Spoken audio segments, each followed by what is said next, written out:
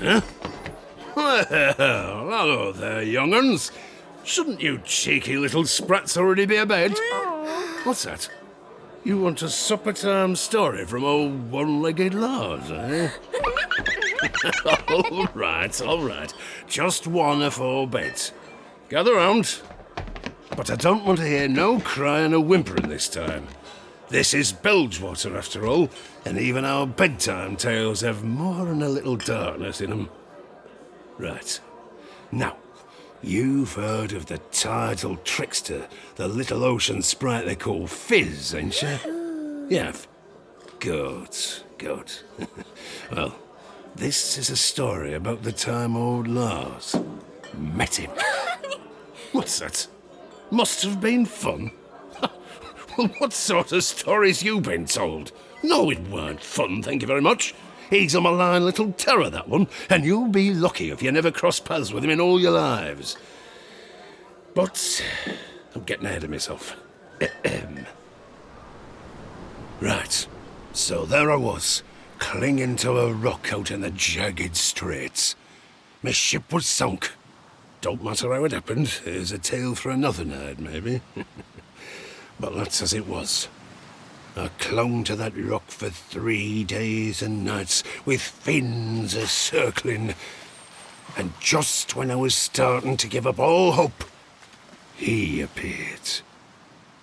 All I seen at first were those 2 big round eyes, pale as death, as they swam towards me. Them circling sharks took off right away, and no mistake. They was afeard of him, see, just as you all should be. Closer, and closer, and closer he came. I don't mind admitting, I was scared. But it'd shoot off them hungry fishes, so I dove into the sea and started swimming for Bilgewater as quick as you like. But every time I looks back, he was there, with those big eyes just peering at me.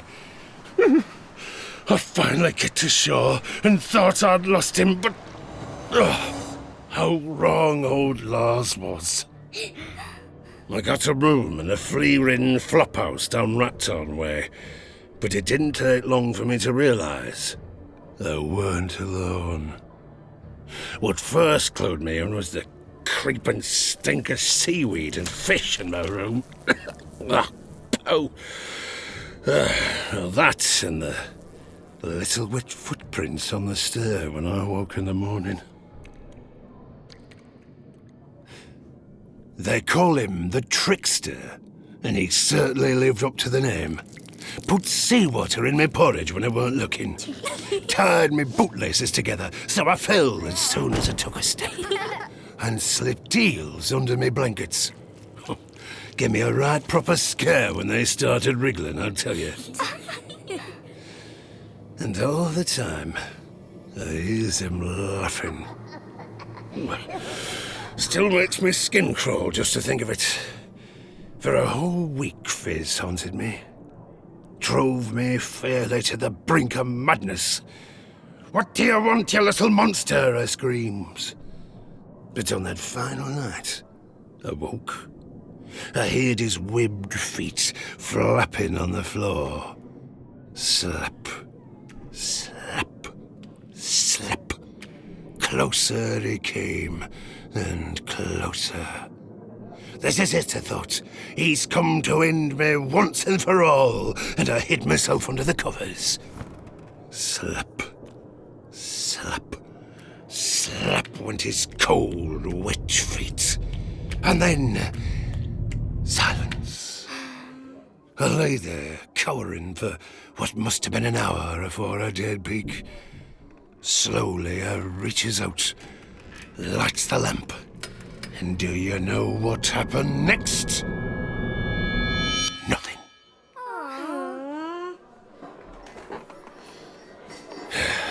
Aye, Fizz were gone at long last.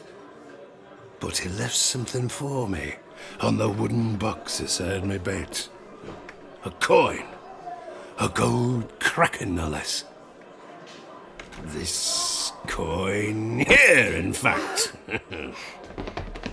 Look with your eyes, not with your hands. That's my lucky Kraken, you know. But I tell you, rather than make me happy, for I hadn't a penny to my name back then, the sight of that coin filled me with dread. 'Cause this were the very coin that our captain swore he tossed into the ocean on our way out of port. That was his offering to the bearded lady for safe passage, but the tidal trickster took it. That was the reason our ship had sunk. That playful, hateful little imp, he doomed the whole crew, and done it with a wicked, fishy grin on his face. So, I tell you little sprats now, pray you never encounter him, 'cause while he might seem all fun and games, let me tell you now, he ain't. Now, off to bed with you, and pray you don't see no little wet footprints on the floorboards when you wake.